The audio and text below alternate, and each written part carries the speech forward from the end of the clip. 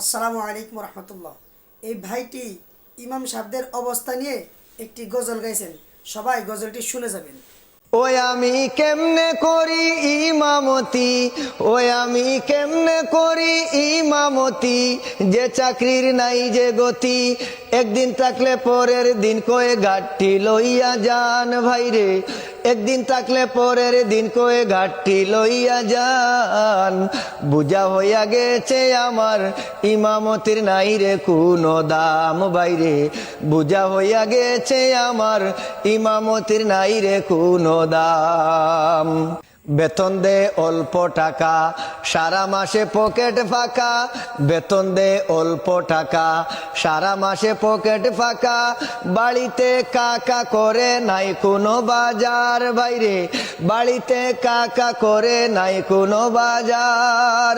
বউয়ে কই ইমাম সাহেব আমারে করেন মাফ, বউয়ে কই ইমাম সাহেব আমারে করেন মাফ, পুলা মাইয়ার কান্না কাটি সহ্য হয় না আর বাইরে, পুলা মাইয়ার কান্না কাটি সহ্য হয় না আর।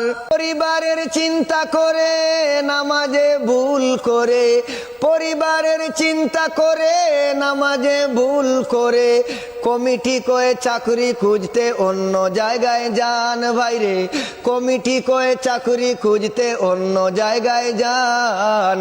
বুঝা হইয়া গেছে আমার ইমামতির নাই রে কোনো দাম ভাইরে, বুঝা হইয়া গেছে আমার ইমামতির নাই রে কোনো দাম।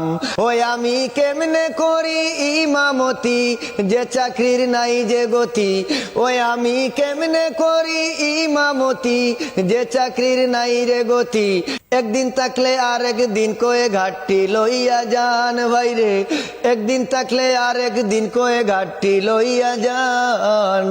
বুঝা হইয়া গেছে আমার ইমামতির নাই রে কোনো দাম ভাইরে, বুঝা হইয়া গেছে আমার ইমামতির নাই রে কোনো দাম। পরিপূর্ণ ভিডিও দেখার জন্য আপনাকে ধন্যবাদ। ভিডিওটি শেয়ার করে দিবেন।